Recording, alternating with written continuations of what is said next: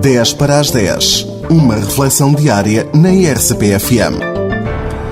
Um dia depois de termos terminado, como em cada ano, a Semana de Oração pela Unidade dos Cristãos, semana que decorreu de 18 a 25 de janeiro e que levou várias igrejas cristãs a reunirem-se para pedirem em conjunto esta unidade, fortalecendo entre si os laços de maior comunhão, em autêntico espírito ecuménico, e ainda há poucos dias da entrevista dada ao Jornal Público por José Vera Jardim, presidente da Comissão da Liberdade Religiosa em Portugal, entrevista concedida precisamente no início desta Semana de Oração pela Unidade dos Cristãos, retenho aqui duas notas relativas à liberdade religiosa em Portugal.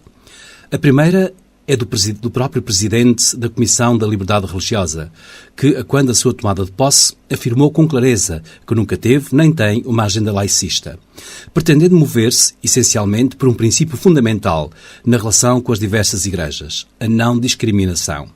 Princípio claramente ressalvado a 4 meses de distância do início das suas funções, com bastante moderação na entrevista concedida, mesmo nos questionamentos e possibilidades que ele deixa em aberto.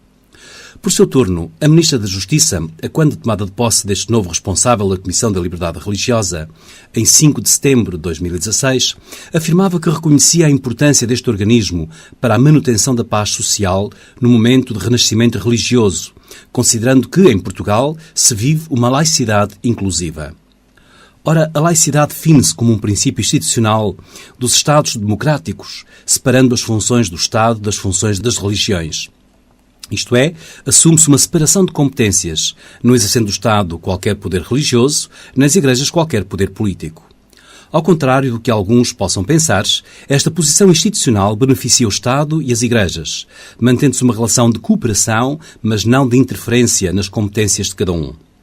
Portugal tem sido, neste sentido, bastante moderado, não obstante alguns lives de laicismo puro de alguns quadrantes políticos e sociais, se comparado com a maioria dos países europeus. Na verdade, um pouco por toda a Europa, com o seu epicentro em França, graça um laicismo radical que, enquanto prática da laicidade, assume uma forte hostilidade ao fenómeno religioso, bem como às práticas desta natureza, pretendendo encerrá-las na esfera do privado. Ora, isto atenta contra os direitos humanos, que na sua Carta Internacional salvaguarda que toda a pessoa tem direito à liberdade de pensamento, de consciência e de religião, artigo 18º. Bem como contra uma boa parte das constituições republicanas, que, como a portuguesa, sublinham que o direito à liberdade de consciência, de religião e de culto é inviolável. Entre nós persiste esta laicidade inclusiva, que, respeitando as competências do Estado e das igrejas, ressalva o direito das pessoas, bem como o reconhecimento humano, social e cultural das diversas igrejas e a sua possibilidade de expressão. Aqui se insere também a Igreja Católica, não obstante a consideração da representatividade social de cada uma das igrejas. Esta laicidade inclusiva é uma exigência própria dos direitos da pessoa e da sociedade, pois a religião e a vivência da fé são também elementos estruturantes das sociedades e da sua cultura. Neste sentido, com razão afirma a Lei da Liberdade Religiosa, decretada pelo Parlamento Português, com data de 22 de junho de 2001.